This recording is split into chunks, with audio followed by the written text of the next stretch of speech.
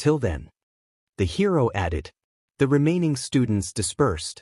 Most left and went to either their break rooms, the audience, or the bathroom, but you stayed to observe the brackets along with a familiar blonde. 𝗵𝗃 you mumbled to yourself as you stared up at the screen. If you win your next 2 rounds, we'll fight. Bakugo interrupted your thoughts, causing you look at him. So do us both a favor and win. Those other 2 will be too easy. And what if you don't win both or even one of your matches? What then? You questioned. I said I was gonna win, he growled, so I'm gonna win. You should be asking yourself that question. He walked away without another word after that, and you shook your head. I wish I could drink, you sighed before leaving and entering the interior of the stadium. As you were wandering, trying to think of something to pass the time, you came upon an all too familiar face that gained a small smile at the sight of you. 𝗧/N, he began. I didn't know you were enrolled here until I saw you run the obstacle course. All Might, you spoke his more famous title. I didn't know you were qualified to be a teacher. I'm working on it, he chuckled as he scratched his head. You observed him. His normal form was much more fragile than you remembered, same appearance but different structure.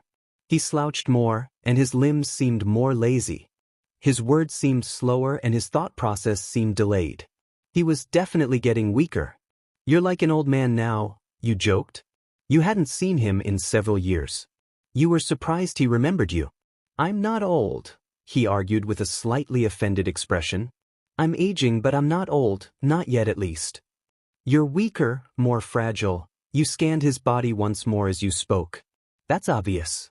I'm surprised you recognized my face. After all these years, you've seen thousands of new faces. Why remember mine? The man thought for a moment and looked into your eyes as if he was reminiscing the first time you two met. I suppose you're special, he finally responded. You simply nodded and leaned against the wall while crossing your arms. So, you began, find a successor yet? Actually I did, All Might replied, and you raised an eyebrow in curiosity. You know the boy who finished the race in first, the one with the green hair. You gave him a look of disbelief before, saying, that twerp is your successor. You chose him. I know he may not seem like much externally, the man smiled with a slight chuckle, but he's made it this far. So have I, you replied quickly. You seem pressed about it, he accused while moving to stand in front of you instead of beside you. You had the same chance he did, and you didn't take it. Because I'm not greedy, you snapped as you leaned off the wall, arms falling to your side. I told you that I was gonna win with my own power, not with one that was given to me out of pity. I offered because I thought you were capable, not because of pity, he argued in his defense. Really? You leaned closer and tried to get in his face despite the fact that he stood at a roaring height of 7 feet 2 inches. Ironic that you asked me right after you saved me from being assaulted. You thought I was weak, so you offered, and now you've chosen someone who seems to be even more weak than I was in that moment. You brushed past the frail hero and continued your journey down the hallway. Just know one thing, you said loudly as you continued walking. That boy won't make it far with you teaching him. As you disappeared around the corner, the man stared into the emptiness that now filled the hallway. She's going places. Whether they're good or not is for her to find out, he thought. You watched from the crowd as All Might's successor slammed Shinso onto the ground out of bounds, your best friend coughing in response and accepting his defeat. Your eyebrows furrowed as you stared at the scene. He barely even used his quirk, and the one time he did he broke his finger, you thought. He's really taught him nothing. This is bullshit. Now the class is counting on me. At least Shinso made it this far though. The crowd cheered for Midoriya, and as Shinso began to walk away, you joined your class as they leaned over the railing and began to praise him for his performance. Hey Toshi! You yelled. Shinso averted his attention to you. You better cheer for me when I win this thing. You chuckled. He replied with a small smirk, and shook his head as he disappeared from the arena. He soon reappeared in the audience and took his seat next to you, but, instead of taking notice to his presence at that moment, you watched Midoriya disappeared from the arena. Your guess was that he was heading to Recovery Girl to treat his broken finger. Not gonna go get your back checked? You questioned as your eyes drifted to Shinso. Doesn't hurt that bad, he replied, and stop being a mom. Stop being a mom, you mocked him while lowering your voice to try and match his. I'll be a mom if I want to be a mom. You glared at him and took notice to the way he tried to hide his wince as he arched his back slightly. Go get it checked. My battle's not for a few rounds anyway. Knowing he wouldn't win the argument, he stood up and left the audience, heading to Recovery Girl where he would surely see his past opponent. You relaxed in your seat and watched as the next battle neared its beginning. Two people that were unfamiliar to you, but you knew were in the hero course, took their positions across from each other. You drowned out Present Mick's voice as he began to announce the students and unconsciously allowed your eyes to drift over to where Class 1A was sitting. Your eyes fell upon the blonde boy you would have the chance to fight if you made it past your first 2 rounds. If I beat him, I'll definitely be transferred to the hero course, you thought as you looked back at the battle. You didn't even know how his power worked though. You witnessed it during the first 2 rounds, so you knew he could generate explosions, but you didn't know the extent they could go to or if he needed anything to create them, such as something external. I need more information, you thought as you stood up. All Might's successor has to know something about his quirk. Maybe if I tell him I know All Might, he'll tell me something. Maybe I can even get intel on the other 2. You left the audience and began to wander the halls of the interior of the arena, occasionally looking back to see if the green-haired boy had ironically passed behind you at any time. Of course, as soon as you turned around from glancing behind you, you ran directly into the boy, causing both of you to stumble back. "I'm sorry," Midoriya shrieked. "Are you okay?" "Yeah, I'm fine," you assured, blinking a few times as you rubbed your temple before looking at the boy. "Just the person I'm looking for." "Me," he stuttered. "Yeah. Stop stuttering. It's kinda annoying," you commented as you shoved your hands into the pockets of your uniform. "Sorry," he apologized while looking down at the floor. "Do you need me for something?" He looked back up at you, hugging his bandaged, broken finger close to his chest. "I want to talk," you explained. "I know your secret." His eyes widened, and his lips parted in disbelief.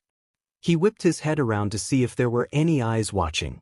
"You know about All Might?" he questioned quietly. "About him?" "I know him," you replied and leaned against the wall. Midoriya gave you a curious expression, his eyebrows arching as he tilted his head to the side. "You know All Might?" he asked, and you nodded.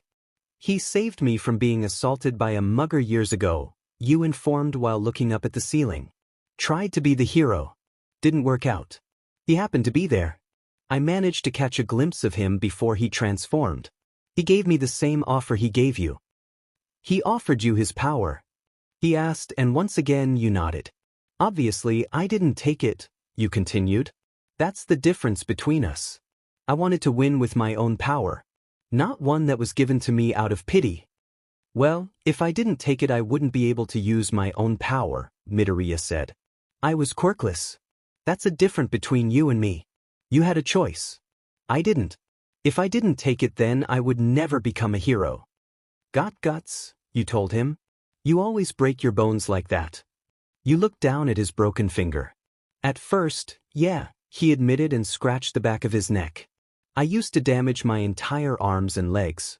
I've been able to limit it to smaller things like my fingers, but I guess that's still not necessarily good." "Well, I sure as hell wouldn't want to break my bones daily." "You're strong in that aspect," you responded while blowing your hair out of your face. "I want to know something," you added. Midoriya stared at you and waited for you to continue as he pivoted on his feet. "Tell me more about that angry blonde in your class," you demanded, looking into his eyes as your jaw clenched. "Kaken?" he questioned. "Kaken. Thought his name was Bakugo," you replied with furrowed brows. "It's what I call him," he explained. "So you're friends?"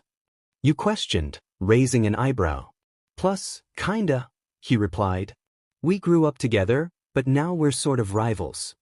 "But you still know about him, enough about him to tell me about his quirk, right?" you asked as you leaned closer to him. He gulped. "Well, yeah," he admitted sheepishly. "You want to know about him, you said?" "Yeah," you leaned off the wall and walked closer to him, causing him to crane his head back while his body stayed still. "And why don't you tell me about the pink girl and bird boy too? You didn't get to talk to Shinso before your battle, but when you walked onto the field of the arena, you could spot him in the audience. Next up is Mina Ishido from the hero. Of course, what's the purpose of those things on her head?" "Present," Mike announced. "And her opponent, Y/NL/N from General Studies. Don't let that innocent face fool you folks." Midoriya said she only shoots her acid from her hands despite the fact that she can produce it everywhere, you thought as the battle began. "All I gotta do is restrain her hands and throw her out of bounds.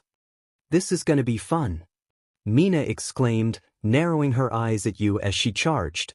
Acid dripped from her fingertips, signaling she was about to use her quirk. You raised your hand, fingers spread as strings slowly seeped from the tips of your fingers before shooting forward and extending toward the other girl. The invisible thread wrapped around Mina's wrists and brought them together, causing the mutant to shriek as you yanked your arm back and forced her to the ground. You proceeded to simply drag her out of bounds from there, but, of course, nothing was that easy. Mina pressed her palms to the ground and created a puddle of acid, using the slippery liquid to give herself a boost as she pushed herself into a handstand, spun around, and jumped back to her feet, yanking her hands out of your restraints before raising her left hand and shooting her acid at you. You barely dodged the chemical. It brushed against the ends of your hair before splattering on the ground out of bounds. You grabbed at your hair, observing the strands that had been burnt. "Oh, come on," you whined. "The one thing I genuinely like about myself you had to ruin." "Sorry," Mina shrieked, but that didn't stop her from charging at you again. You dove out of the way to avoid another splash of acid, and Mina quickly used her quirk to create a slope, which she used to practically chase you as you recovered with a somersault. "I don't like running," you huffed, shooting out 5 strings from your fingers and guiding them to wrap around her ankle. The mutant let out a yelp as you yanked her to the ground before using your other hand to summon more strings, which you used to restrain her hands behind her back. "Stop your squirming," you grunted as she struggled to get out of your strings. You tightened them slightly before beginning to drag her toward the line that separated the two of you from the area that was considered out of bounds. "Man, you hero course kids are whiny," you commented as you neared the boundary line, "and much heavier than you look." Mina managed to free her hands but only seconds before you tossed her out of bounds by the string wrapped around her ankle. The girl grunted as she hit the girl, summoning a cloud of dust. You cringed, only realizing afterwards that you shouldn't have thrown her so hard. Mina is out of bounds. // advances to the next round.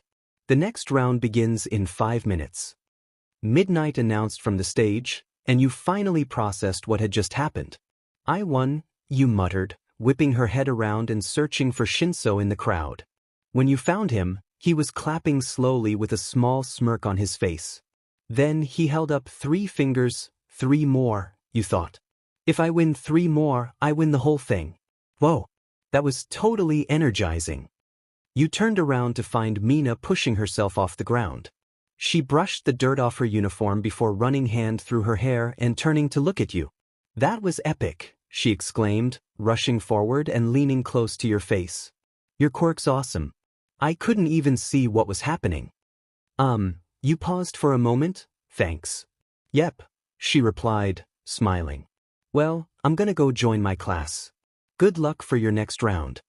"Way too happy," you claimed as you watched her walk away before taking another route to get back to your class.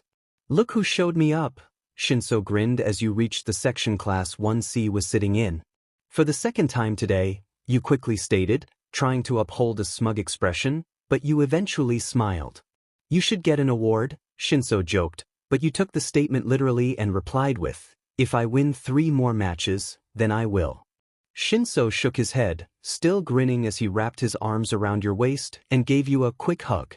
You couldn't help but chuckle at the abrupt physical affection before circling your arms around his shoulders and hugging him back. "How's your back?" you asked as you leaned back, moving your hands to rest on his shoulders. "I told you already," Qinsō groaned. "It's fine." "I'm just asking," you said.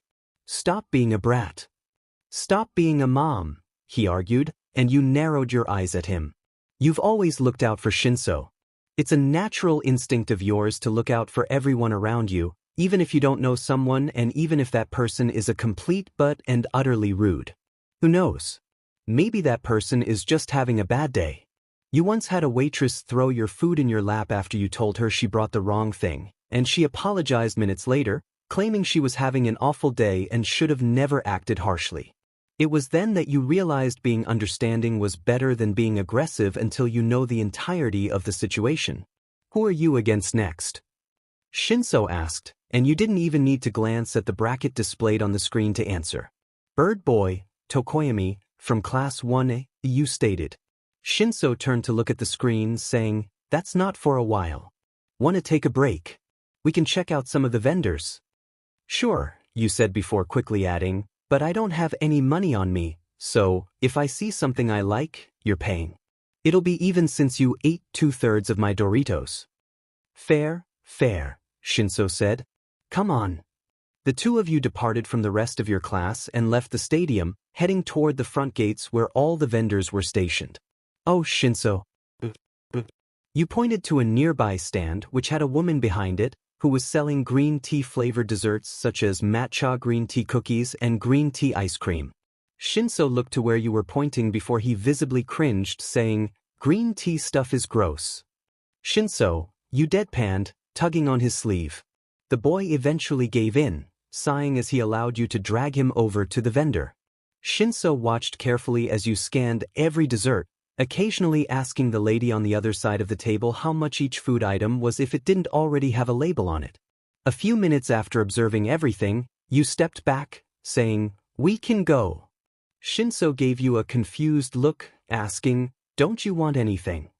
"Well, yeah," you said, looking at the item you had in mind before focusing your attention back on 𝗫𝗁𝗀, "but I thought these would only be a few bucks."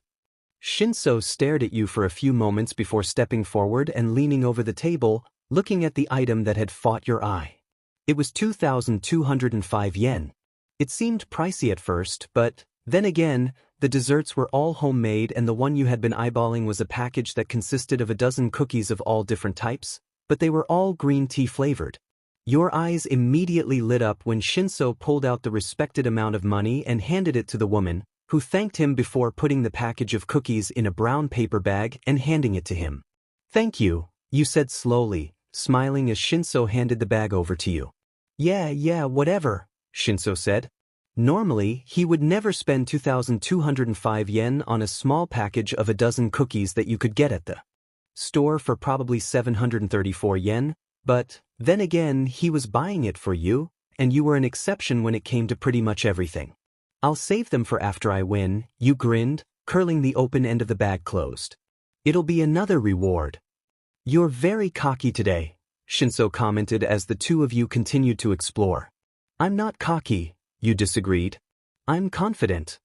"What's the difference?" 𝗫𝗁𝗀 questioned. "Being cocky is being arrogant and not knowing the extent of what you're capable of," you stated. "I know exactly what I'm capable of, and what I'm capable of is enough to win." "Whatever you say," 𝗫𝗁𝗀 replied, his hand hovering over your lower back as he guided you through the massive crowd. "Yes, whatever I say," you agreed, craning your head back to look at him as he was still walking behind you. "I'm always right." "Now you're being cocky," 𝗫𝗁𝗀 claimed, and you rolled your eyes as the two of you finally made it through the crowd and back into the stadium. The two of you turned the corner to find a familiar hot-headed blonde standing at the end of the hallway, his hands stuffed in his pockets and a determined expression on his face. "Grumpy, are we?" you questioned the boy, who scoffed at you. "See you in the arena," he stated before turning and disappearing into Class 1A's prep room. "I take it he won his match," 𝗫𝗁𝗀 said. "Yeah," you sighed, staring at the room Bakugo had walked into, "but I haven't won my yet." "The thing hates light," you thought as 𝗕𝗁𝗄𝗧 took his place across the field from you, dark shadow appearing on his right shoulder. "That means it can't stay out in daylight for long, and its abilities probably aren't at their maximum. This shouldn't be too hard." As soon as midnight called for the match to begin, 𝗕𝗁𝗄𝗧 allowed Dark Shadow to charge forward. The beast wrapped around your body with the clear intention of throwing you out of bounds, but you quickly slipped out of its hold by shooting your strings upward and attaching them to the dome of the stadium, pulling yourself up and away from your opponent before dropping back to the ground in another spot. "Who is this chick, Spider-Man? And what the heck is her quirk?" "You're a worthy opponent," 𝗕𝗁𝗄𝗧 suddenly began to talk as he allowed Dark Shadow to do most of the fighting. "And you're a pathetic one," you replied, wrapping your strings around the mutant's ankles and yanking him to the ground, letting your pet do all the hard work. 𝗕𝗁𝗄𝗧 seemed offended at that and quickly used Dark Shadow as a distraction to get out of your restraints.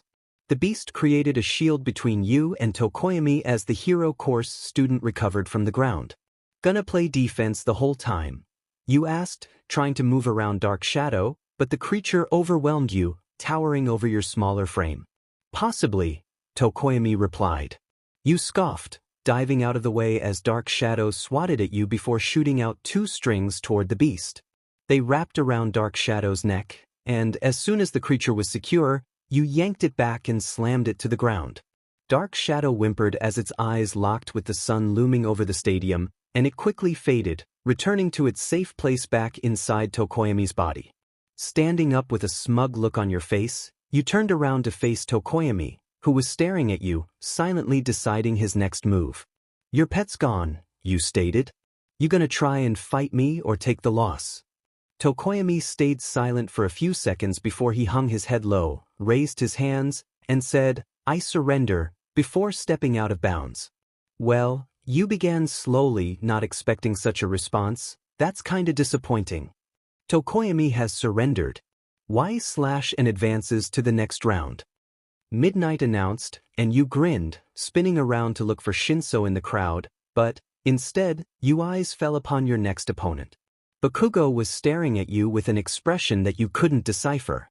He seemed both angry and proud, and you assumed both emotions were directed toward you. The blonde crossed his arms over his chest as one of his classmates gained his attention by slapping his shoulder.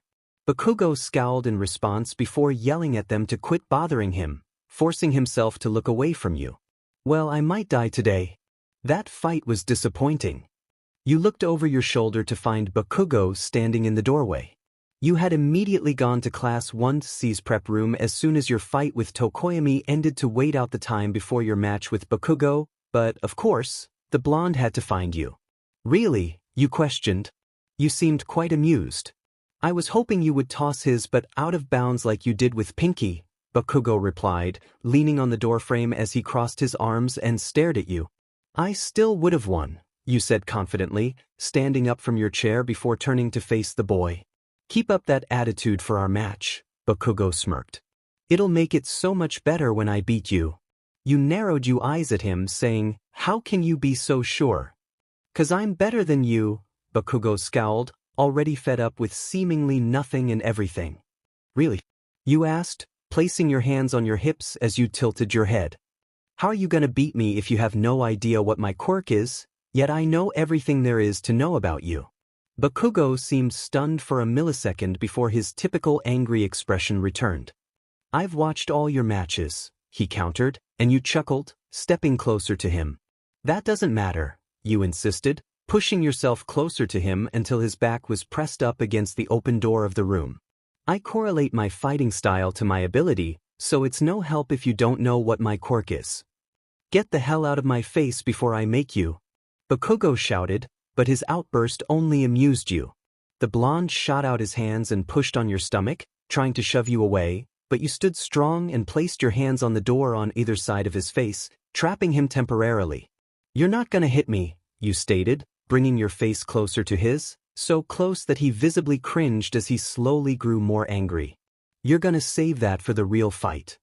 I'm not afraid to hit a girl, he argued, and you grinned. I know you aren't, you said, because you know I can fight back, and you want to know how I know that. Bakugo stayed silent, still glaring at you as he shifted beneath your body.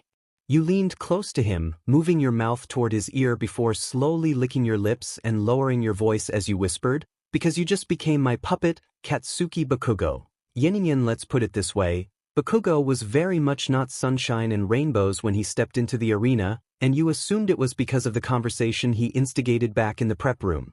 Up to fight is Katsuki Bakugo from the hero course, who, let's be honest people, we all knew would make it this far, and his opponent is Y/NL/N from general studies.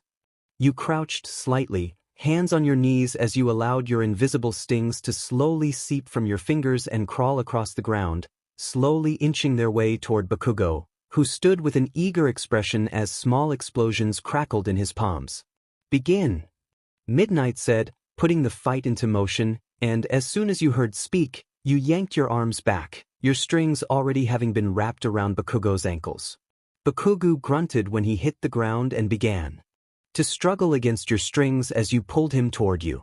He blindly aimed his exposition toward his feet, knowing that your quirk was taking effect somewhere around there, and it wasn't long before he severed your strings and freed himself. The sparks from his explosions burned your skin, causing you to pull your hands back as he recovered from the ground. You could roast some 𝗬𝗲𝗄𝗃 with those, you commented, looking at his explosions, which grew in size within his hands as soon as you spoke. Less talking, more fighting, pipsqueak, Bakugo replied quickly before sending a large explosion your way, and you were forced to dive out of the way to avoid getting burnt again. You can come up with a better name than that, you said, shooting out your strings as you stood up, which wrapped around his waist, unbeknownst to him. You roughly pulled the boy toward you, who, instead of trying to break your strings like before, slammed his hands into your shoulders with his explosions brewing. It left imprints of his hands on your uniform as you elbowed him in the gut before sending your knee into the same place. This has turned into a full-on wrestling match. Bakugo swatted at you, sending another one of his explosions at your face, which seemed more hot than the last. You stumbled back, blinking a few times as an attempt to clear your dotted vision. Bakugo used both of his hands to send a tsunami of explosions your way, and you attempted to stay grounded by crouching, but the force was too strong and eventually ended up sending you flying backwards. Your back hit the wall of the stadium, and you winced as something in your back cracked, but you didn't feel any pain. You felt as if you were in the air for much longer for a few seconds before you started falling toward the ground. The crowd watched with anticipation as the smoke cleared, and Bakugo grinned, expecting you to be writhing on the ground in pain, but his face fell when you finally became visible. You had managed to shoot your strings up and latch them to the dome, holding yourself up and off the ground as you kept your feet planted on the wall. The audience broke out in quiet chatter as they discussed what they were seeing, and Bakugo looked to Midnight, who was listening to whoever was speaking through the earpiece in her ear. 𝗧𝗵𝗃 has not hit the ground outside of bounds. The R-rated hero eventually stated. Therefore, she is still legal and the fight will go on. Most of the crowd cheered for you, especially since everyone loved a good underdog fight, but some seemed angry as they screamed in objection, claiming that you were still out of bounds whether or not your feet hit the ground, but you didn't care. You were still in the fight, and that's all that mattered. Bakugo scowled from his stance in bounds. There wasn't much he could do from his position as you were too far away, so he simply watched angrily as you used your strings as leverage to flip up and back onto the edge of the wall that kept the audience at a safe distance from the fight. You sent a small wave toward Class 1A, who you had landed in front of and were utterly shocked, before turning around and looking down at the blonde. Bakugo crouched as soon your eyes met, readying his explosions as he put his hands on display. Raising your hands, you shot out 4 strings, 2 each from your thumbs and pinky fingers, which wrapped around Bakugo's forearms. Due to the tightness of the strings, the blonde was finally able to recognize that they were there, but he wasn't able to free himself quick enough before you jumped off the wall, using your strings as if they were a zip line and quickly pulling yourself toward Bakugo and back into the square the two of you were confined to. Your knees slammed against his stomach as you pinned him to the ground. Dirt gathered in the air formed the harsh impact, and more smoke rose when Bakugo sent an explosions toward your face, his hand wrapping around your throat as he tried to throw you off him, but you stayed put, wrapping another set of strings around the blonde's body in order to keep the both of you close. Bakugo narrowed his eyes, trying to see you through the smoke, but it was too thick. He could feel the strings around his body loosen as you fell weak, and he took the opportunity to push his knees into your stomach and throw you backwards and off of him. Your seemingly limp body hit the ground with a loud thud, silencing the majority of the crowd as the smoke finally cleared. You laid motionless, your body slightly curled into the fetal position as you laid inches away from the boundary line.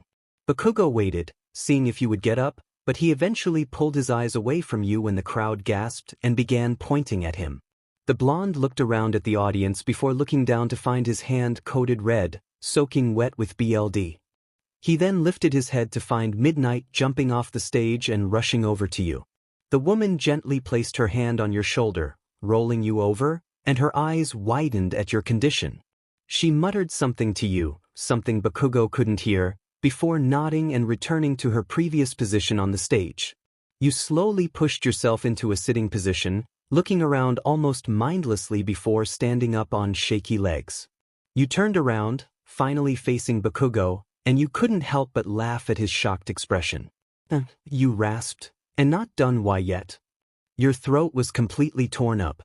Your skin was tattered and bleeding profusely from Bakugo having pressed his heated palm against your neck when you landed on him. Your skin was slowly beginning to turn purple as the wound pulsed from your uneven breathing. You lifted your right hand and grabbed the left sleeve of your uniform, tugging it harshly and tearing the fabric apart. You tied the material around your throat in order to slow the bleeding before wiping your bloody hands on your pants. The both of you drowned out the comments coming from the audience as the fight resumed. Bakugo was cautious as he moved forward, unsure if you were going to unexpectedly collapse, and he didn't want to get bullied even more for attacking you while you were down, but you stood strong. You shot your strings out and wrapped them around Bakugo's wrists as the blonde tried to send more explosions your way. You crossed your arms, forcing his hands together before spinning around and moving closer to him, tying the string in a knot before kicking Bakugo's in his shins and forcing him to his knees. Bakugo quickly reached back and grabbed your shoulders, pulling you over his head and slamming you to your back. You grunted, coughing up a small glob of BLD as you rolled over onto your side. Bakugo took the chance to create a large explosion, which he then sent your way with the intention of eliminating you. However, you unexpectedly reached through the waves of heat and grabbed Bakugo's wrist, pulling the blonde toward you and forcing him to join you as the explosions sent you flying back. All was silent for a moment as the smoke from Bakugo's explosions hovered over the two of you, but, when it cleared, the truth was revealed. You and Bakugo were both out of bounds. Both Bakugo and 𝗧𝗏 are out of bounds. Midnight yelled, raising her WHP. It's a tie until camera footage is reviewed. You only allowed yourself to stay awake long enough to hear those words. It wasn't long after that your vision went black, hearing became muted, and you passed out. A bright light blinded you as you opened your eyes, and you became teary as you blinked a few times in an attempt to adjust your vision. You groaned as your muscles ached, and you slowly pushing yourself up into a sitting position before looking around. "Oh, thank God you're awake," an unfamiliar and elderly voice said, and you looked beside the bed you were laying in to find a small, old lady sitting beside you on a stool. "You've been out for quite a while," the woman added. "What happened?" you asked. "You passed out, most likely from BLD loss," the elderly replied, and you stared at her, narrowing your eyes. "Oh, right, you haven't met me yet," the woman chuckled. "I'm Recovery Girl. I take care of all students' injuries." "Oh," you said slowly, no other words coming to mind. Of course, you had heard of Recovery Girl, but you never expected her to be so short. "I've patched up your throat," Recovery Girl explained. "Your voice is perfectly fine and your throat is healed internally, but you will, unfortunately, have a scar across your neck. The wound should be healed within a few hours though, but keep the bandage on for the rest of the day just to be safe." "Okay," you said quietly, rubbing your sore temple as you recalled previous events. "Wait," you suddenly exclaimed, "who won?" Recovery Girl gave you a soft smile, saying, "When the smoke cleared, you were both out of bounds, so there was a break while they checked the camera footage. You put up a good fight, young lady, but Bakugo did win. If hearts could break, yours would be shattering into a million pieces. You worked so hard. You are so close, but it didn't matter. You were just making a name for Class 1C, and you had to go and lose, and of course it was against the one person who said he would win from the beginning. You couldn't even prove him wrong. If it makes you feel better," Recovery Girl said, noticing your saddened expression, "I'm sure lots of heroes will be scouting you, and I'm positive you'll be transferred to the hero course." "Yeah," you whispered, "maybe." If you were transferred to the hero course, it meant nothing if Shinso wasn't by your side, and besides, that wasn't even the reason you wanted to get so far. You only wanted to prove that just because someone isn't in the hero course doesn't mean they're not capable of everything a hero student is. You just wanted to show that you were more than an underdog, and even if you proved that to the whole world, Bakugo would still think otherwise. You were sure of that much. "Well, you're free to head out and go join your class," Recovery Girl said. "The fight between Bakugo and Todoroki will begin soon." "All right," you said, throwing the sheet off your body and swinging your legs over the side of the mattress. You couldn't help but shiver when your bare feet touched the cold, tiled floor, and you looked around, finding your shoes and a new uniform sitting on a nearby chair. Assuming the new outfit was for you, you slipped on your shoes and changed into the clean uniform before returning to your class in the audience to find Todoroki and Bakugo stepping into the arena to fight. "Y/N," majority of your classmates exclaimed when you appeared in front of them. However, Shinso was the only one who jumped up from his seat to greet you. "Are you okay?" he asked, his usual monotone voice present, but you could sense that he was worried as he glanced between your eyes and the bandage wrapped around your throat. "I'm fine," you assured him. "I mean, it's gonna leave a scar, but other than that I'm good." Shinso stared at you for a moment before nodding. He gently grabbed your forearm and pulled you down to sit next to him as the fight began. "You did good," he said, glancing at you, and you pursed your lips in response, keeping your eyes on the match. "Yeah, Was all you could say, or more like all you wanted to say? You didn't feel like getting all upset again and causing another heartfelt conversation. You figured just bottling it up instead would work better. It has for 15 years. You might as well keep the method going. You're upset, Shinso noticed, and you tried to remain neutral. But you made it far. And I still couldn't beat Bakugo, you replied. All I wanted to do was beat him ever since he got snarky with me, but I couldn't even do that, and now he has an even bigger ego. All he has is his ego, Shinso replied. So what if you couldn't beat him? You still made it farther than anyone thought you would. You eyed him. Except for me, he quickly added. Look, my point is, you don't have to beat Bakugo just to show that you're capable. You proved a lot today to lots of people. That's all that matters. You didn't respond as you kept your eyes locked on Bakugo as he fought with Todoroki. It wasn't long before Bakugo created a big enough explosions to take down the entire stadium, which he then sent toward Todoroki, and, for a second, you were convinced Todoroki was going to create just as much of a powerful attack, but at the last second, his fire disappeared, and he took the brutal hit, flying back into the ice barrier behind him. You couldn't help but shake your head as Bakugo began to throw a tantrum, yelling at Todoroki to get up. Before the blonde could do anything physical, Midnight used her quirk to put him to sleep. Todoroki is out of bounds. Midnight shouted, raising her hand. Bakugo wins. Yen, you stared at yourself in the mirror, 𝗵𝗃𝗁𝗍𝗔 bandage and tired eyes looking back at you. I didn't even get top 3, you thought, looking down at the sink you were leaning on. It had been about 10 minutes since Bakugo secured first place, and afterwards, he was escorted to Recovery Girl along with Todoroki. It was announced that as soon as they recovered, awards would be handed out, and, no matter how dumb it sounded, you didn't want to be there if you weren't on one of those podiums. You picked at the bandage on your throat. The material had become itchy from how much dry blood it had gathered up on the inside, but you still didn't want to risk anything by taking it off.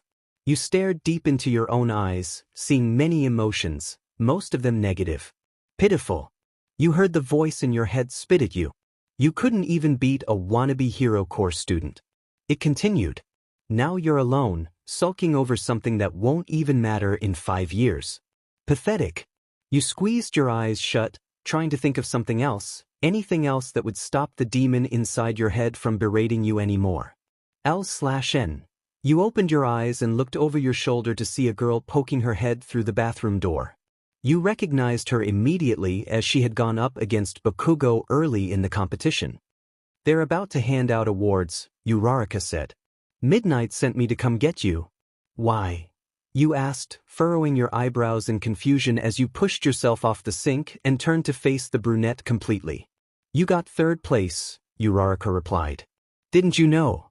Obviously not, you said. Well, 𝗬𝗏𝗧𝗏 began, finally stepping fully into the bathroom. Ida had to leave for a family emergency, and you're the runner-up. Great, you thought. Now I'm getting a medal that I didn't even earn. All right, I'm coming, you said, and 𝗬𝗏𝗧𝗏 nodded before leaving. You followed closely behind her, and you walked together before splitting off after entering the arena. 𝗬𝗏𝗧𝗏 went to join her class while you stepped onto the 3rd place stage. Todoroki had already been standing on his, but Bakugo was nowhere to be seen. However, before you could say anything, a pillar rose from the bottom of the 1st place stage, and Bakugo was chained to it, a muzzle enveloping his mouth. Your eyes widened in shock. Wasn't that a bit extreme even if he did have anger issues? Bakugo was clearly upset, but more in the sense that he was scared rather than angry. You could see it in his eyes. Yes, there was anger, but he seemed afraid for no reason in particular, or maybe there was a very valid reason that you just couldn't figure out. He struggled underneath the chains wrapped around his body. You could tell he was gnawing at the muzzle in an attempt to get it off, but it was no use. Now, the awards will be presented, Midnight began loudly, pointing upwards, by all might. The number 1 hero made quite the grand entrance by leaping from the top of the stadium and into the arena, causing an uproar of cheers from the crowd. You glanced at the hero before looking back at Bakugo. He eyed you, almost desperate as he squirmed beneath his restraints, and you just couldn't help yourself. You stepped up onto his slab of circular cement and moved to stand in front of him. You raised your hands, fingers grazing the metal covering Bakugo's mouth, and the blonde flinched at the sudden contact. You waited until he calmed and stilled before moving again. You slowly unstrapped the muzzle before tossing it to the ground, silencing the students that stood to the field and shocking majority of the crowd. Bakugo stared at you suspiciously as you silently moved to undo the chains wrapped around his body.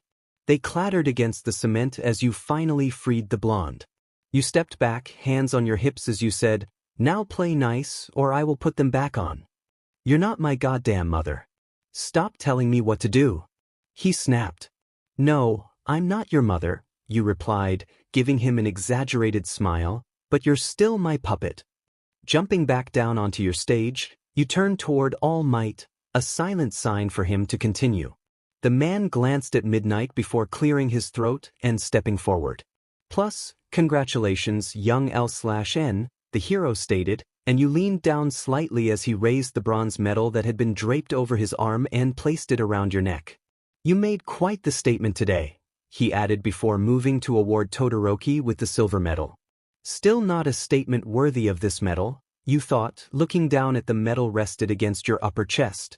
You were shocked when you heard your name come through the PA system, and you wondered if something was wrong. General study students were rarely called to the office. It was the day after the festival, and you were still somewhat sulking over the fact that you didn't win first place and that you won third, which wasn't even yours to win. The medal should have gone to Ida. All you were was a runner-up. You had gained a lot of attention around school though. Many students who didn't even acknowledge you beforehand were now calling your name the halls and trying to start conversations with you at any chance they possibly could. Although, it was more creepy than flattering considering most of them were either asking if you were single or asking if you didn't want to be single. Either way, things were starting to look up ever since you made your statement. You knocked a few times on 𝗍's office door and only entered when you heard a quiet "come in" from the other side. "Ah, hello, 𝗬𝗓𝗏, 𝗍 greeted you calmly, and you looked around to find both hero course teachers sitting beside the stout. "What's going on?" you couldn't help but ask as you closed the door and walked over to the three adults. "Take a seat, please," 𝗍 said, motioning at the empty seat across from him. You slowly pulled out the chair and sat down, glancing between the three. You began tapping your fingers against your thigh as you folded one of your legs beneath the other. "I assume you don't know why you're here," 𝗍 said, and you shook your head, which the stout took as a sign to continue. "You put on quite the show at the festival yesterday," he stated, "and you've gained the attention of many heroes who wish to recruit you." 𝗍 looked at Aizawa. The man glanced at the stout, who nodded, and he then looked at you. He sat slouched in his seat with his hands stuffed in his pockets, his face slightly hidden in his scarf.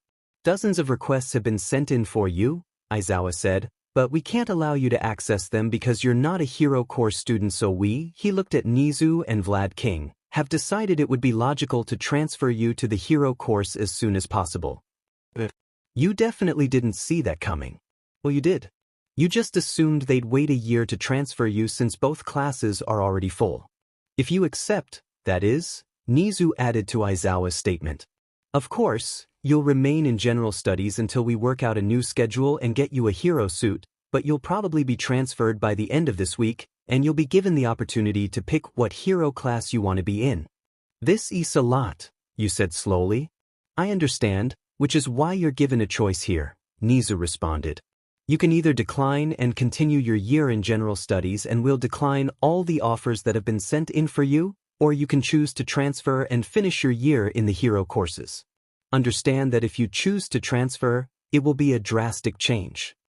"I'll do it," you said quickly, "but I just have one question." "Ask away," 𝗍 said. "Will Shinso be transferred too?" you asked, hope evident in your expression.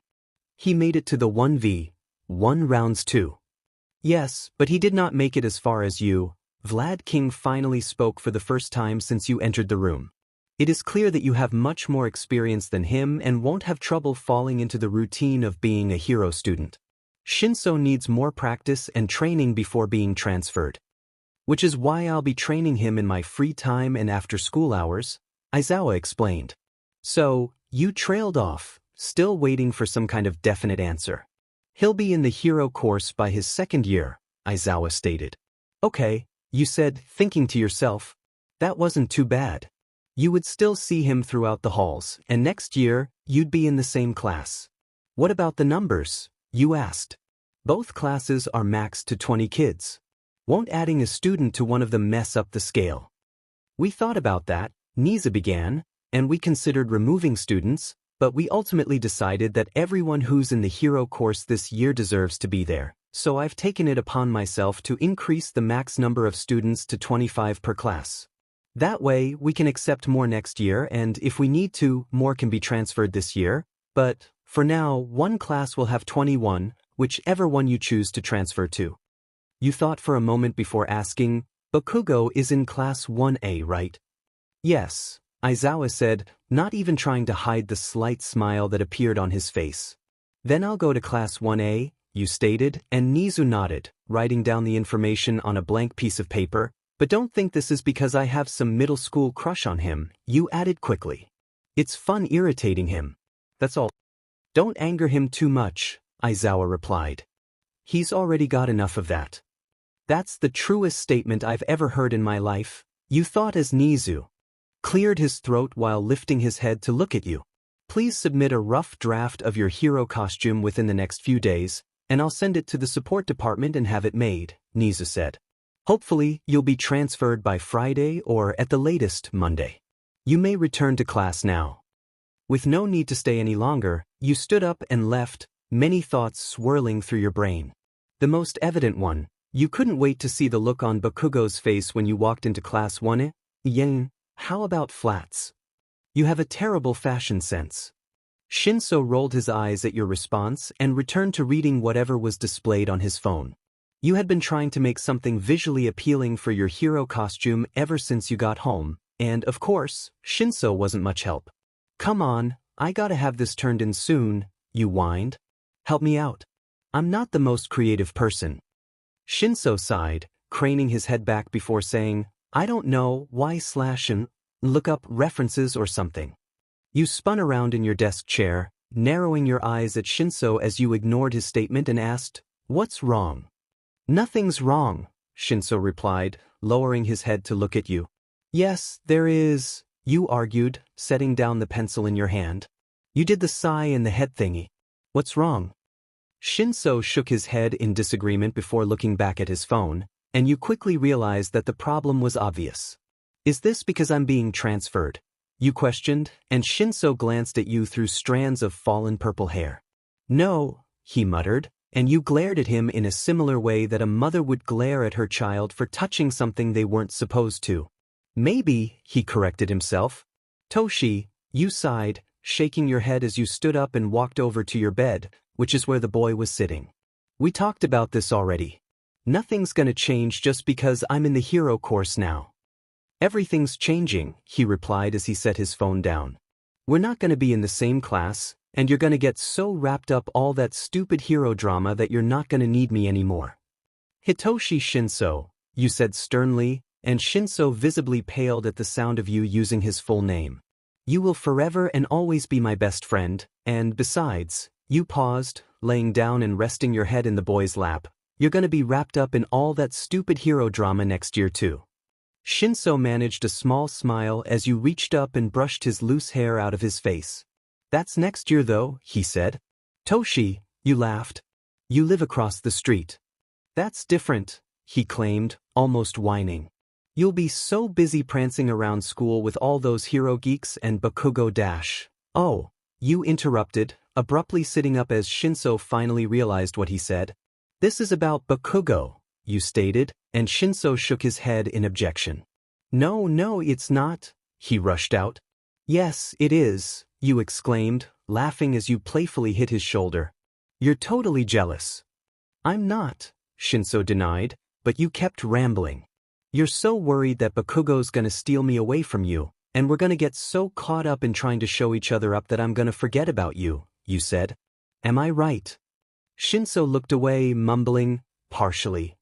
Well, you began, placing your head in his lap once again.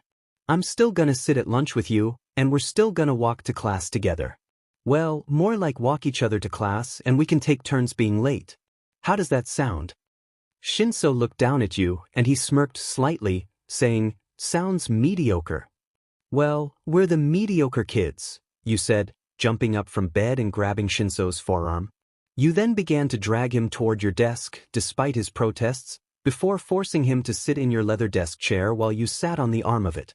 "Now help my brain-dead butt," you added, handing him a pencil, "or else I will show up to training in pajamas." Plus, Shinso shook his head at your statement, yet he still smiled as he took the writing utensil and began helping you design your costume. Monday came quickly, and you almost mistakenly went to Class C.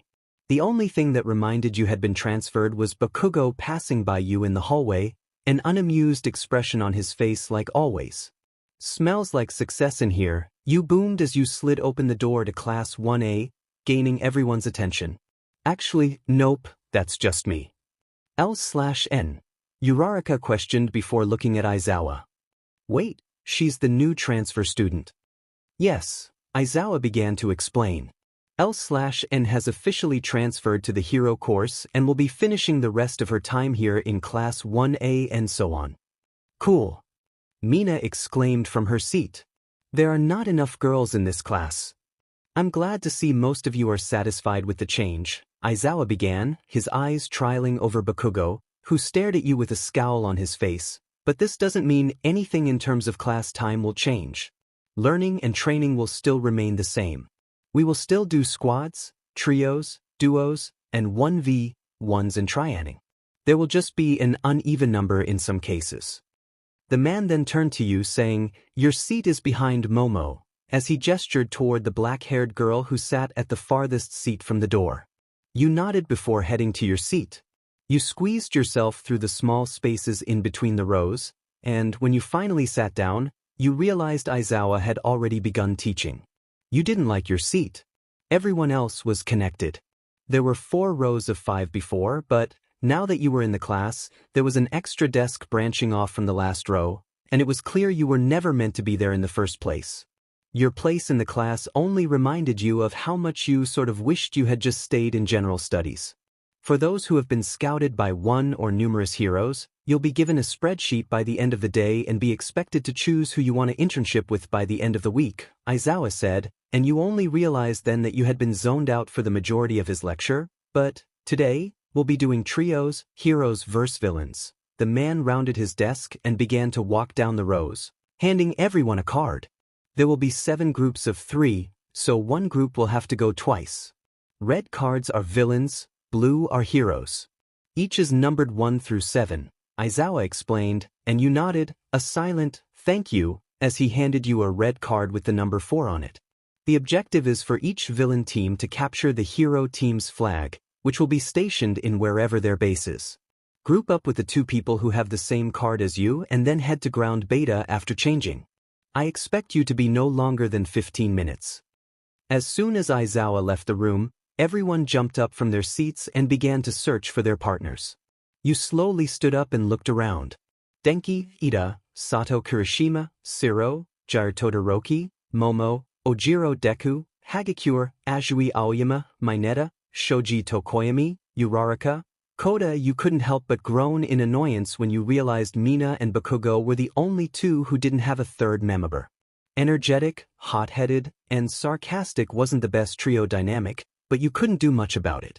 "Looks like you're stuck with me, Poppy," you sighed as you greeted Bakugo from behind by grabbing his shoulders. Mina sat on the edge of the blonde's desk, grinning. "The hell did you just call me?" Bakugo questioned, almost growling as he shrugged your hands off him and stood up. "Poppy," you repeated, raising your hands and mimicking his typical explosions, almost flicking him in the face. Bakugo glared at you, and if it weren't for Mina lunging to hold him back, he would have started something physical. "No fighting," Ida yelled, waving his arms around. "We should get suited up like Mr. Aizawa said."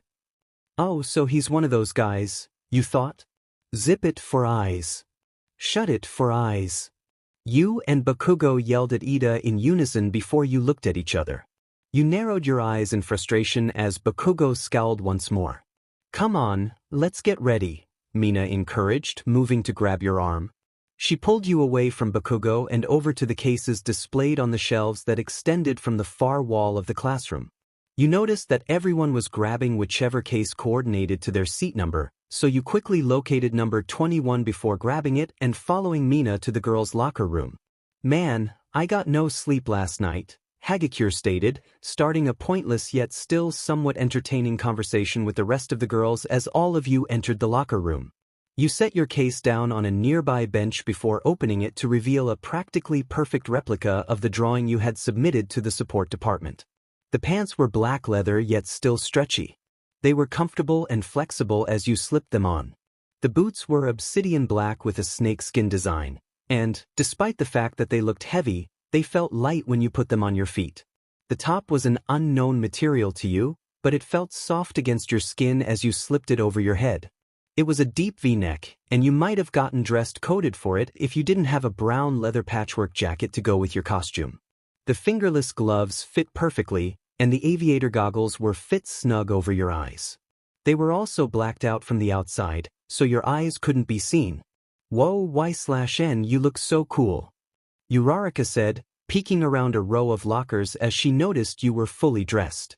"You look like a badass steampunk," 𝗕𝗁𝗃𝗧𝗏 commented, and she startled you slightly as the only thing she was wearing were shoes and gloves, so she was hard to locate. "I'll take it," you couldn't help but chuckle at the odd compliment. You looked at Mina, saying, "Now, let's go find Poppy." Mina smiled before grabbing your arm and dragging you out of the room so quickly that you could barely wave goodbye to the rest of the girls as they finished getting ready. "So," Mina began excitedly, hugging your arm as the two of you headed toward ground beta, "what's up with you and Bakugo?" "Nothing's up," you replied, looking at her, and she raised an eyebrow. "We have a friendly rivalry," you added. Mina laughed, saying, "It doesn't seem too friendly on his part." "Yeah, you agreed, 'cause he hates me." "Bakugo hates everyone," Mina sighed. "You'll get used to the pettiness soon enough." You smiled at the ground, grateful that Mina had taken it upon herself to be your first friend in the hero course. Well, who was she your friend? Did she only pursue you because she knew you wouldn't instigate anything on your own? "Mina," you said almost subconsciously, "are you my friend?" "Plus, duh," the acidic girl answered as if it was obvious. "You walked right into my trap the second you entered the class. I'd be your friend even if you didn't want me to be. You're stuck with me now." You managed a chuckle as you glanced at her before looking down the hall, thinking, that doesn't seem so bad. "Bakugo, Mina, Y/N head down. Todoroki, Momo, and Ojiro you too," Aizawa stated, ushering the 6 he had named off out of the monitor room. It was finally your group's turn to fight, which meant you were going to end up battling against a group who already fought, which just so happened to be a trio consisting of some of the best students of the class. "Bakugo, try to cooperate," Mina said as the 3 of you headed down to your positions on the floor of ground beta while Todoroki's group headed up into one of the buildings. "Don't get in my way and we won't have a problem," Bakugo grunted, almost stomping as he walked. "Whether you like it or not," you began, "you have to cooperate and communicate. That's one of the assets of being a hero. Trust me, if I was on Todoroki's team, I would care less if you didn't listen to your teammates, but I'm not. Aizawa put us on the same team because we were opponents before. I faced both you and Mina during the festival." You glanced at the acidic girl, "so he obviously wants to see how well I can work together with you too. That and our quirks are fairly compatible. Stop getting all smart with me." Bakugo snapped, stopping in his tracks and spinning around to face you. "I don't care what the hell you do. Just stay out of my way." You opened your mouth, poised to speak, but Mina silenced you with a hand on your shoulder as Bakugo stormed off. "That's not even the worst of it," Mina said, watching as the blonde continued on without them. "Come on." Thankfully, Aizawa waited until you and Mina had reached Bakugo before calling for the match to begin. Immediately, Bakugo took off, using his explosions to propel himself in the air and through one of the windows of the building Todoroki, Momo, and Ojiro were spread out in. "Looks like it's one for all," you muttered, glancing at Mina before using your strings to pull yourself up to the top of the building, similar to how Bakugo used his own quirk. You landed upon a vent, which you had no trouble yanking open since it was already rusted and falling apart. Thankfully, it was big enough for you fit through, and you quietly but swiftly slid down through the tunnel. You fell for a few seconds before your feet hit the vent door on the other end, and you were able to loosen it with a few kicks enough to the point where one jump sent it flying off. You jumped down, the impact of your feet against the tiled floor sending an echo through the hallway. "You're not very stealthy making all that noise," a familiar and calm voice commented from down the hall, and you turned around as you stood up to find 𝗳𝗏𝗧𝗏 staring at you. "Still got in without tearing down the building, didn't I?" you questioned. "Bakugo's the one that broke a window. Aren't you supposed to be defending your teammate instead of calling him out?" 𝗳𝗏𝗧𝗏 asked, one palm shining with ice and the other flaring with fire as he stepped closer. "It's his fault if he wants to go off on his own," you replied, crouching as your strings slowly flowed from your fingers, and with your new goggles, you were able to look directly at them without alerting 𝗳𝗏𝗧𝗏. "I've learned not to argue with him," you added. "Suit yourself," 𝗳𝗏𝗧𝗏 shrugged before sending a large slab of ice your way. The ice crawled across the ground as it speeded toward you, and you used your strings at the last second to pull yourself up. Your back pressed against the slick, tiled ceiling, and you looked down at 𝗳𝗏𝗧𝗏, your hair hanging in front of your face as the dual-haired boy finally located you. If it wasn't for your above-average upper body strength, you wouldn't have been able to hold yourself up against the ceiling no matter how strong your strings were. "If you don't mind," you began grinning, "I'm gonna go find that flag." "Big smack talk for your first day," 𝗳𝗏𝗧𝗏 claimed, shooting his fire at you. You quickly dodge it by creating another set of strings, stretching now them to the wall to your right, and pulling yourself away from the flames. You seemed to have no problem retaliating, you shrugged before deciding to bail. You used your strings to swing from wall to wall, ceiling tile to ceiling tile, as you speeded through the building, 𝗳𝗏𝗧𝗏 not too far behind you as he used his ice as a mode of transportation, which increased his speed greatly. You stayed to the outer hallways of the building, practically leading 𝗳𝗏𝗏𝗧𝗏 in circles, which he didn't seem to notice since the two of you were moving so quickly. If you knew one thing, it's that it was hard to shake 𝗳𝗏𝗏𝗧𝗏. It'd be best to keep him preoccupied while you waited for Bakugo or Mina to make their way toward the flag. It wasn't too long before you came upon another turn, which you swiftly made by shooting out your string to the wall that was already in your vision and using the thread as leverage to swing yourself around the corner. Well, it would have went much smoother if Bakugo hadn't come around the corner at the same time, waving his explosions everywhere like a literal maniac. The two of you crashed into each other.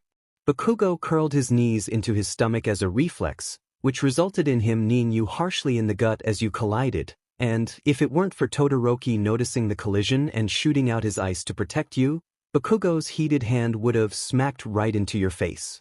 You managed to curl into the fetal position and shift in midair so that your back would hit the ground first, which protected the rest of your body for the most part, but you couldn't help but cringed when you heard, and felt, and cracking sound in your lower back. "What the hell, Bakugo?" you questioned as you pushed yourself up onto your knees. The blonde had already recovered and was now glaring at you. "Don't what the hell, me?" Bakugo yelled in response. "You're the one who came swinging around the corner." "Yeah, because I was actually running from someone," you replied angrily as you stood up, brushing out the wrinkles that had formed in your costume when you fell. "Then, here's you coming around the corner like a maniac. What were you even aiming at?"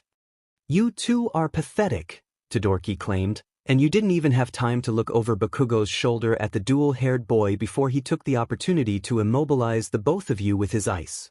You grew cold as his quirk enveloped you, and you never thought that you would be stuck in a block of ice one day, yet here you were. "Icy hot," Bakugo called, squirming in the place he was stuck in. 𝗳𝗏𝗏𝗧𝗏 shrugged before running off to, you were assuming, find Mina and take her down too. "This is all your fault," you said, making no attempt to get out of 𝗳𝗏𝗏𝗧𝗏's ice since you knew it was no use. "My fault?" Bakugo scoffed. "Yeah, right. You're such a hypocrite," you groaned in annoyance. "You always tell people to get out of your way, and you scold them for their mistakes, yet you can't even own up to yours when you're given the chance to. You were the one running away from Icy Hot like a coward," Bakugo claimed. "You didn't even try to team you with Pinky. You went off on your own just like I did. You're actually an idiot," you said, and, unlike your usual comments, you weren't chucking or being sarcastic. Your voice was stern and had clearly dropped at least an octave as you stared at Bakugo with a hardened gaze. I told him I was heading for the flag, but, if you paid any attention, you would have noticed that I was heading in a direction that was toward a dead end, you explained, and Bakugo stayed silent, staring at you. It was true. You hoped that telling Todoroki your goal would distract him enough to the point where he wouldn't realize you were leading him away from where he came, away from the hero team's flag, and it was working until Bakugo obnoxiously made himself known. I was hoping that was enough to help either you or Mina get to the flag, you continued. Mainly you. I knew you would head there first without any help or a plan because that's who you are. You rush into things. I knew there was no point in communicating with you, but that didn't mean I still couldn't help you from behind the scenes. Besides, trying to come up with a plan with Mina would be like trying to talk to a literal rainbow. You want to know how I know that? It's because I observe, and right now, I'm starting to think I know you a lot better than you know yourself. Bakugo was still staring at you, somewhat angry, but you could tell that there was other various emotions swirling within him. His lips had fallen from the form of a growl and into a thin line. His narrowed eyes had relaxed as he blinked slowly. He wasn't glaring at you anymore. He was staring. He was observing. You couldn't help but blush as Bakugo suddenly flexed within Todoroki's ice and summoned his explosions, easily breaking out of the prison. He rolled his shoulders, brushing off the ice chips covering his body before running a hand through his hair, ridding his ash-blonde locks of ice as well. That's not fair, you thought. He can't just act all hot after I lectured him. That's not gonna get him out of this.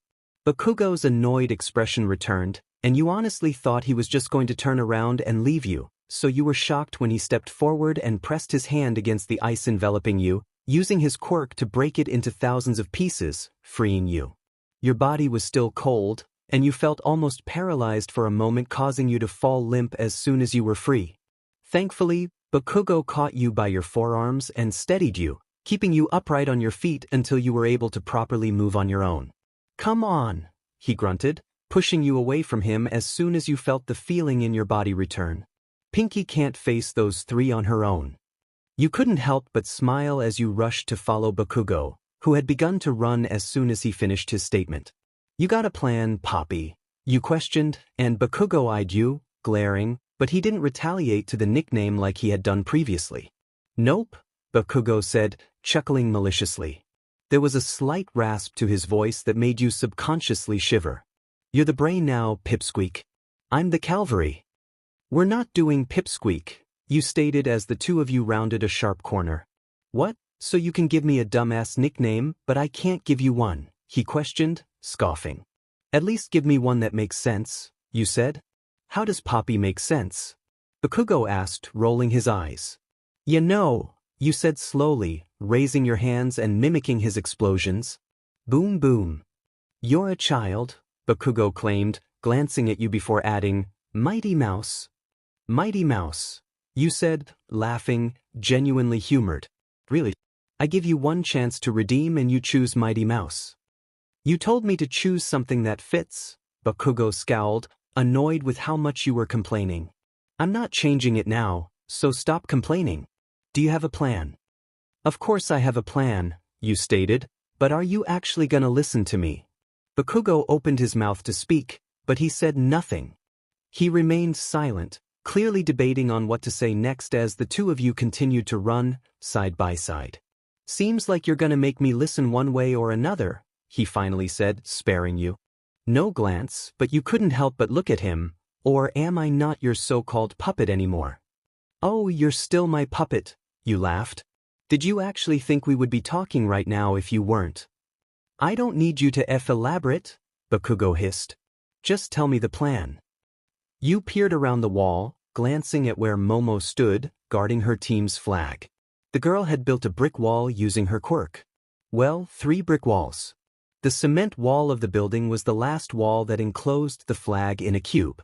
However, there was no ceiling. All right, you began quietly, ducking back behind the wall and turning to face Bakugo, who was crouched behind you. She's got the flag surrounded by brick walls, but there's no roof. I'll distract her long enough for you to drop in. Simple enough, Bakugo said before his eyes traveled to something over your shoulder, and he nodded his head, saying, "Pinky's here." You looked over your shoulder to see Mina crouched directly across from you about 5 or so yards away, hiding behind another wall and out of Momo's sight. "He's gonna get the flag," you mouthed slowly to the acidic girl. You pointed to her, "Help me," then pointed to yourself, "Distract her." "Got it." Mina nodded and you held up your hand, counting down by 3 before nodding to the other girl and sprinting out of your hiding spot, Mina doing the same almost immediately. Momo reacted instantly, using her quirk to create a ginormous weighted blanket, which she then threw at the two of you. You managed to dodge, and Mina reacted quickly enough to create a hole in the blanket to jump through by using her acidic to burn the fabric. However, by the time your view had cleared and you were able to see Momo, she had already created another defense tactic, a metal dome that covered the entirety of the brick wall along with the flag. "Damn it." You heard Bakugo cursed as he had been mid-air and soaring toward the flag moments before Momo created the defense. Turns out the blanket was just a distraction too. It gave her enough time to create such a big item. "What's your plan now, Mighty Mouse?" Bakugo questioned, causing you to roll your eyes. "She's probably building more defenses within there as we speak," you explained as Mina came to stand beside the two of you, "and Todoroki and Ojiro are probably on their way here." "Mina, work on melting the metal from the ground." The girl nodded and ran over to the dome, pressing her hands against it and summoning her acid. "Bakugo," you turned to the boy, "Throw me." "What?" he replied, almost yelling. "Throw me," you repeated. "We can try and get in from the top while she's working on the ground. You use your explosions to push in, and I'll use my strings to pull the metal up. Opposite forces will create friction and dash." Yeah, Bakugo interrupted as he grabbed your hips. You couldn't help but blush, form the sudden contact. "Less talking, more working," he said, using his explosions to push himself off the ground before throwing you on top of the dome. He landed beside you seconds later and began blasting his explosions against the top of the dome, and as soon as he broke through, you latched your strings onto the broken edge of the hole and began to pull the steel back more. It wasn't long before the two of you had created a hole big enough for the both of you to slip through. When you and Bakugo hit the ground, Mina stepped through the hole she had created in the dome using her acid. The three of you looked up at the brick cube stationed in front of you, and you could only assume Momo was inside with the flag. However, before any of you could make a move, a chilling breeze coursed through the air as Todoroki's ice shot through the hole Mina created and curled into a wall, making another barrier around Momo's brick wall. "Bakugo," you said. Yeah, I'm on it," Bakugo replied, already throwing himself out of the dome to fight Todoroki. Ojiro dropped in from the top of the steel mound and landed in front of you and Mina, immediately falling into a fighting stance. "Mina, ice," you said, and the girl understood immediately. Ojiro had no choice but to fight you as you shielded Mina with your body while the acidic girl began to work on making her way through Todoroki's ice. Ojiro lifted his leg, sending a high kick your way, and you lifted your forearms to block it before lifting your left leg to block his other leg, which he had switched to swinging as soon as you raised your arms. You grabbed Ojiro's right leg before snatching the belt of his costume and spinning him around, his back facing you. You peered out of the hole Mina had made in the dome before shooting out 2 strings. They wrapped around a pillar several yards away before coming back to you. You quickly grabbed them with your other hand, the other end still attached to your left fingers, and wrapped the strings around Ojiro's ankle before letting go and yanking your left arm back. Ojiro yelped as he went flying back through the hole, hitting Todoroki in the process, who was in the middle of battling Bakugo. You looked over your shoulder just in time for Mina to dive through the hole she created in the ice barrier brick wall and grab the flag, narrowing missing Momo's leg, which the black-haired girl had swung in an attempt to prevent Mina from snatching the flag. A buzzer went off before Aizawa's voice echoed through the training grounds, saying, "The villain team wins." Yin, you stretched your sore arms above your head as the final bell of the day rang, and you let out a sigh. Your first day in the hero course was over, and all you wanted to do was go home and take a nap. You stood up, threw your bag over your shoulder, and headed for the door along with the rest of your classmates. However, you didn't make it into the hallway without a paper being shoved in your face by Aizawa. You were about to question what it was, But when you scanned the sheet and saw a list of heroes' names, you stayed silent as you stepped out into the hall. It was a spreadsheet of heroes that had scouted you. There was 79 to be exact. Most of them were underground heroes or popular heroes that lacked a ranking in the top 10. However, as you scanned down the list, which was organized in alphabetical order, your eyes eventually landed upon the name 𝗵𝘃𝗁𝗍. You had always admired 𝗵𝘃𝗁𝗍. You looked up to him and even based some of your fighting moves off of him. This was mainly because your quirks had similar effects and structures. They moved and traveled the same. The only difference really was that 𝗵𝘃𝗁𝗍 pulled strings from fabrics that already existed and manipulated them. You could create your own strings while also controlling them. The fact that your idol scouted you was enough to make you smile.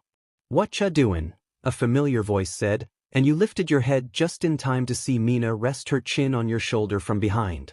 "Scouts," you said shortly, holding the paper up for her to see. "Nice," Mina smiled, scanning the list. "Hey, wanna come over to my house for a little while? The rest of the girls are coming." "Oh," you said, pausing as you thought for a moment.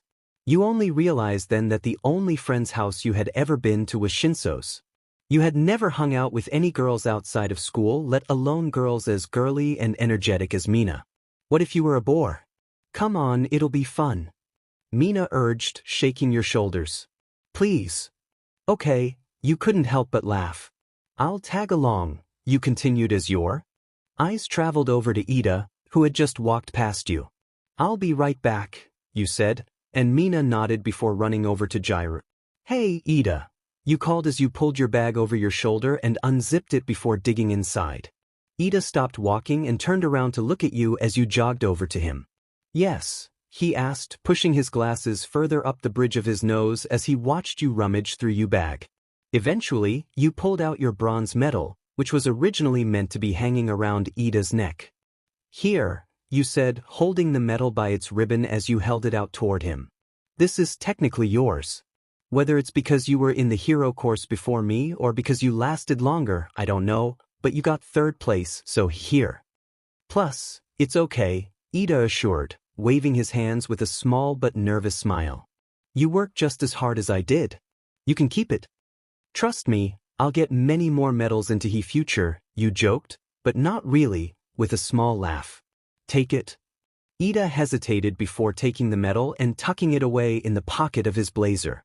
"Thank you," he said, and you simply nodded before watching him walk off. "Come on, girlie," you heard Mina shout before her arm was thrown around your shoulder, her other arm guiding 𝗬𝗪𝙢 as the three of you began to walk in tandem. "Let's go get drunk off food and stay up till 2 a.m. roasting bad soap operas," she shouted, not caring who heard her. You smiled. You couldn't help but stare in awe as you entered 𝗵𝘃𝗁𝗍 agency.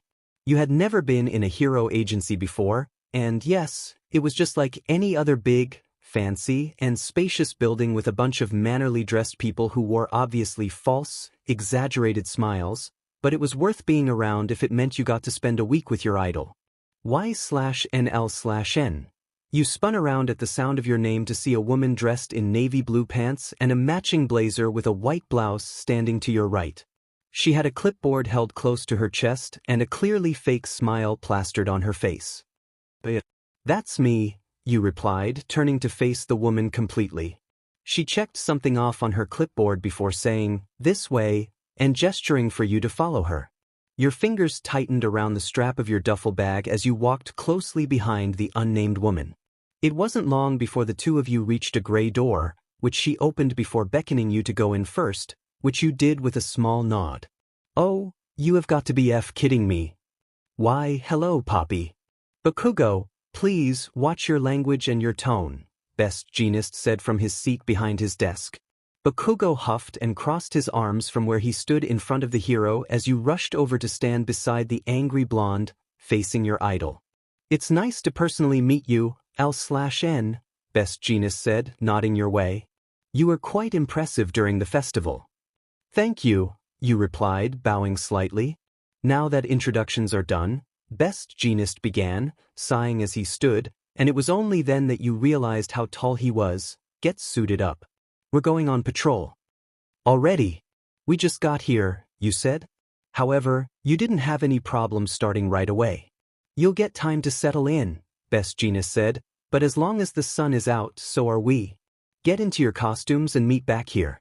𝗬𝗨𝗏, he gestured toward the woman still standing into the doorway, will show you to the room you will be staying in for the time you're here. Room. You questioned upon hearing the word, which definitely should have been pluralized. Are we staying together? You gestured between yourself and Bakugo. Yes, 𝗬𝗲𝗁𝐵 said. It will save room and make things simpler. Is there a problem with that? You glanced at Bakugo, whose lips were pursed and arms were folded over his chest. He didn't seem to want to say anything for once. No, you eventually said. Good, 𝗬𝗲𝗁𝐵 stated. Now run along. Follow 𝗬𝗨𝗏. You left first, practically walking in tandem with the woman, 𝗬𝗨𝗏, as Bakugo trailed behind, his hands stuffed in his pockets as he followed, slouched. The three of you eventually arrived near a door at the dead-end hallway, and 𝗬𝗨𝗏 pulled out a keycard from her pocket, which she then handed to you. Here's your keycard. Don't lose it, she stated before walking off to most likely tend to more important matters. You rolled your shoulders as you slid the keycard through the pad above the door handle before grabbing the cold, steel handle and pushing open the door. There were 2 beds, each opposite from each other, and 2 nightstands, one beside each bed. There was 1 dresser pressed up against the wall in between the beds, and there were 2 windows on the farthest wall that allowed the 2 of you a view of the city. You tossed your bag on one of the beds before pulling your costume out and laying each accessory on the mattress. Bakugo walked over to the other bed and did the same. As you turned around, opening your mouth with the intention of asking a question, he was in the process of pulling off his shirt. You were tempted to watch, but you ultimately spun back around and stared at the wall, almost blushing. So, you began, hoping a conversation would taint the awkward silence. Why'd you choose 𝗔𝗂𝘁? 'Cause he's a top-ranking hero, Bakugo answered shortly. Why else? That's all, you asked as you began to strip as well, trusting Bakugo enough not to peek.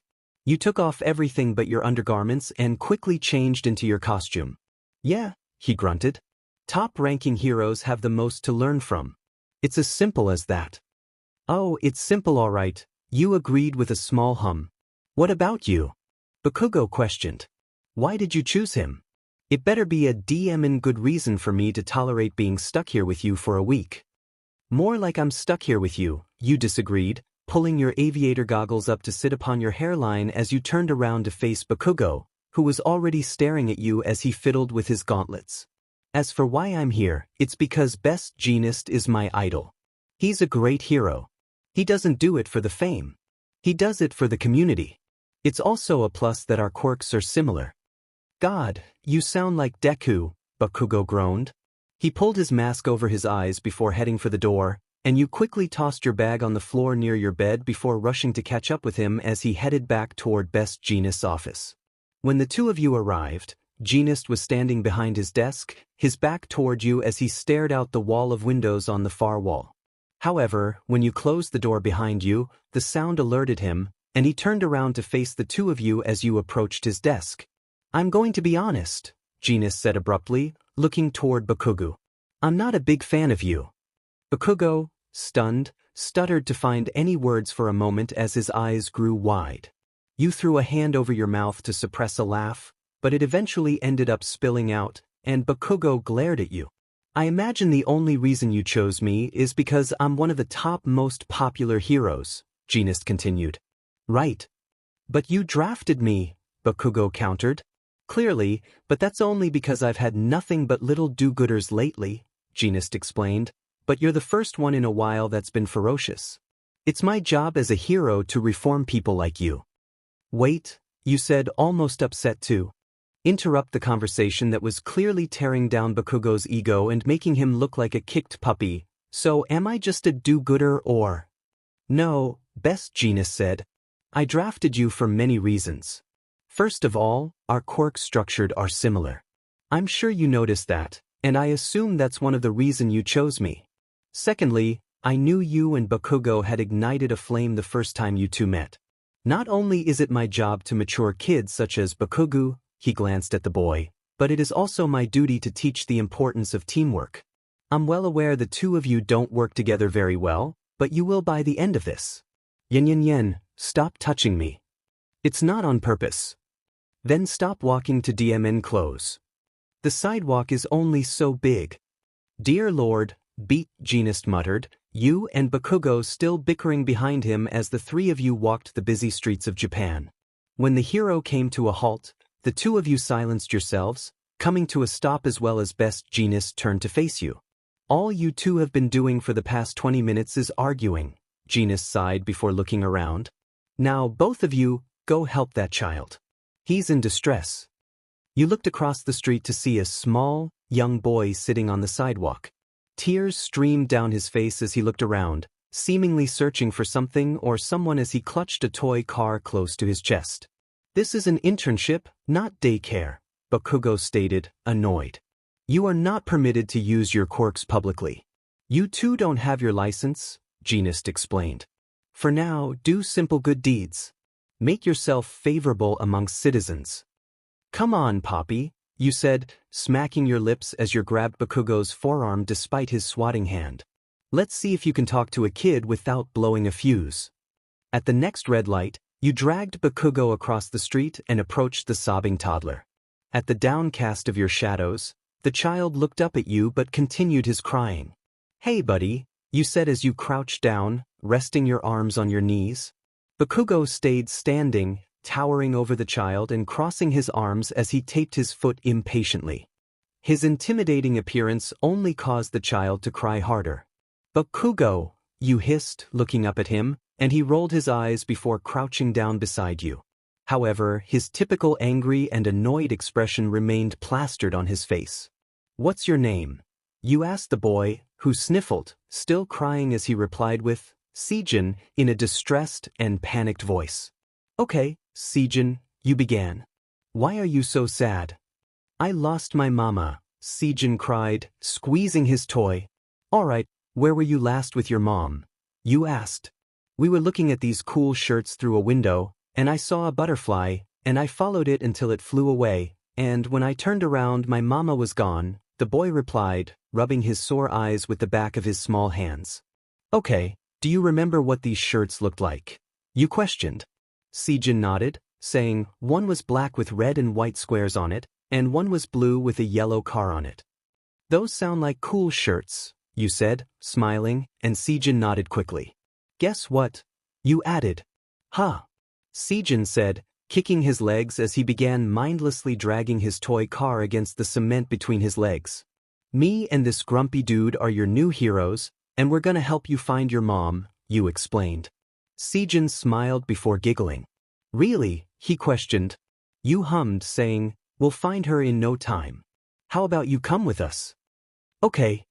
𝗔𝗂𝗁 grinned, and you gently grabbed his arms and hauled him to his feet before standing up yourself. You turned to Bakugo, who had already stood. Pick him up, you instructed, and Bakugo looked at you as if you had just claimed to murder his entire family. Why me? He asked. Because you need to do something worthwhile in this interaction, you explained, almost subconsciously placing your hands on your hips. I don't know how to hold a kid, he argued, and you rolled your eyes before carefully picking up 𝗔𝗂𝗁 and setting him on your hip, bouncing him a bit. Like this, you deadpanned before handing the child over to Bakugo, who stumbled at the sudden weight but quickly moved 𝗔𝗂𝗁 to rest in a similar position he had been when you were holding him.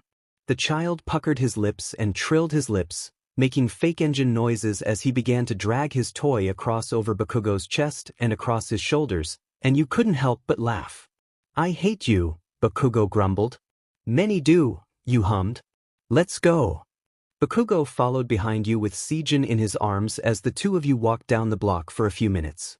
You eventually came upon a clothing store that had the same shirts 𝗔𝗂𝗁 described displayed on mannequins visible through a large window.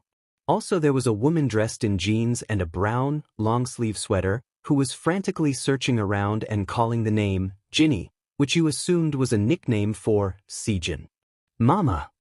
𝗔𝗂𝗁 screamed, squirming until Bakugo set him down, and he immediately ran to his mom, who sighed in relief at the sight of her son before crouching down to envelope him in her arms as the child threw himself at his mother once he was within distance. You watched the interaction with a small smile before turning to face Bakugo, who stared ahead with his lips curled upwards. You couldn't tell if it was a smile or a smirk. It fell somewhere in between. Mama, they saved me. They're heroes. You turned to see 𝗔𝗂𝘁𝗵 pointed at you, and the woman stood, her son in her arms, and she walked over to the two of you. Thank you for bringing him back to me, the woman said, bowing. What are your names? Oh, I'm 𝗬𝗓𝗏, and this is Bakugo, you replied, gesturing toward the boy standing slightly behind you. The woman nodded, slightly humming before saying, and hero names. Oh, you began, trailing off. We aren't licensed heroes yet. We're just interning right now. We don't have hero names. Well, I'll remember the names 𝗬𝗓𝗏 and Bakugo then, the woman responded. Thank you again, she added before turning around and beginning to walk away. You raised a hand to brush a stray strange of hair out of your face, and your fingers grazed the strap of your aviator goggles, which still sat upon your head. Hey, you called out, pulling the goggles off your head and jogging over to 𝗔𝗂𝘁𝗵 and his mother as the woman stopped and looked over her soldier. Here, you said, placing your goggles upon 𝗔𝗂𝘁𝗵's head. They were much too big and hung over his forehead, almost blocking his eyes, but the boy grabbed them and lifted them up so he could look at you properly. You take these, you continued, and any time you're feeling sad, put them on. These make you invincible. Really? 𝗔𝗂𝘁𝗵 questioned, grabbing at the goggles. Really, you smiled. They're your secret weapon. It's our secret. Don't tell anyone. Our secret, 𝗔𝗂𝘁𝗵 agreed, his voice falling into a whisper, and you smiled once more as you watched the two of them head off. Are you done being all sappy? Bakugo questioned, and you spun to face him before walking over. Yes, the sappiness is over, you assured jokingly, and now I need a new pair of goggles. God, today was like literal daycare. You sighed as you and Bakugo entered your designated room, the blonde dragging himself through the door with an annoyed expression. The two of you had spent most of the day tending to civilians, most kids, in need that didn't require you to use your quirks, while 𝗵𝗃 handled any minor problems that required his abilities. You wondered when you'd get to train individually with either 𝗵𝗃 or Bakugo and have the chance to break out your quirk. That's one thing we can agree on, Bakugo grumbled as he yanked off his mask before taking off his black and orange hair pieces and tossing them on his nightstand. You reached up to grab your goggles only to remember that you had given them to that boy, 𝗔𝗂𝘁𝗵, so you moved to take off your jacket before pulling off your boots. You almost forgot Bakugo was in the room, but you were quickly reminded when you found him staring at you as you began to strip down to your undergarments. Turn around, you said. You did it before. Bakugo muttered something incoherent to you and turned to face the wall as he too began to change into more comfortable clothes. You quickly slipped on some plaid pajama pants and a tank top before taking the time to put your clothes away in the top drawer of the dresser you and Bakugo were bound to end up sharing. Is it better? Bakugo suddenly asked, and you glanced at him, confused. Your throat, he specified. Is it better? Oh, you began. Yeah, it's fine. It doesn't hurt. You just left a scar. Good, Bakugo replied. I don't need you slacking cause of an injury the next time we fight. You managed a small grin as you said, I wouldn't be slacking even with an injury, especially against someone as egotistical as you. I'm not egotistical. Bakugo shouted, earning a laugh from you. Confident, you rephrased. That better. Bakugo huffed and scooped his clothes out of his bag in one pile before lazily dropping them in the drawer below yours. He dropped his bag on the ground and kicked it beneath his bed before throwing himself on his mattress and pulling the covers over his body, his back facing you. You eventually tore your gaze away from him and climbed into your own bed, pulling the sheets up to your neck as you laid your head down on your pillow. You stared at the wall for a moment before closing your eyes. You found yourself drifting in and out of consciousness every few minutes, but you never stayed asleep, and you knew the exact reason why. You often held something when you slept. Whether it was a rolled-up planet or a cold pillow, you were always holding something. It gave you comfort and helped you fall asleep feeling safe. It was difficult to sleep with your arms empty. You considered taking your own pillow out from beneath your head, but you only had one, and you needed your head elevated to sleep at all. You tried rolled up one out of two of your covers, and it worked, but you eventually found yourself too cold to sleep, and you huffed in frustrations. "Wanna stop squirming over there?" Bakugo grumbled from his bed. "I can't sleep," you replied. "Not my problem," he stated, and he was right. It wasn't. Why should he be concerned about your sleeping habits? "Can I have your pillow?" you questioned, and at that, he pushed himself up on his elbow and turned to look at you, which caused you to flip over onto your other side and face him. "Why do you want my DMN pillow?" Bakugo asked, annoyance evident in his voice. "I can't fall asleep without holding something," you explained, almost shy as you partially hid your face behind your blankets. "Use your own," he replied. "I only have one," you said. "So do I. Be a gentleman. Be your own gentleman." "Thank you for considering me as an independent woman," you began, sarcasm growing in your tone the more you spoke. "But I can't sleep without holding something." "You're not going to stop bothering me, are you?" he questioned. "Maybe. Maybe not," you replied. "Either way, you'll be annoyed whether I'm talking to you or rustling around because I can't sleep." Bakugo groaned, craning his head back as he squeezed his eyes shut. You couldn't help but closely observe his position. "You are such a child," he sighed before throwing the covers off himself. You watched in developing confusion as he grabbed his pillow and stood up. He was at your bedside within 3 quick steps. "Move," he said, towering over you, and you rolled onto your back, head sinking into your pillow as you stared up at him. "Why?" you asked, and he rolled his eyes. "'Cause I said to," he replied. "Now scoot the F over." You sighed shortly and scooted until your right arm was almost touching the wall. Bakugo tossed his pillow on top of yours before crawling into your bed, adjusting himself so that his back was facing you and his head rested on the pillows. "What cha doin'?" you asked slowly, propping yourself up on your elbow and peering over his shoulder to get a better look at his face. His eyes were closed and lips were relaxed into a straight line. He seemed much more peaceful when he was sleeping, or at least trying to sleep. "You said you need to hold something, so hold me," he replied. "I'm tired of your whining. I need to sleep, and if that means being stuck in the same bed as you for one night, then fine." "More like 6, you muttered, and Bakugo lightly kicked your leg beneath the covers. "Sleep," he said.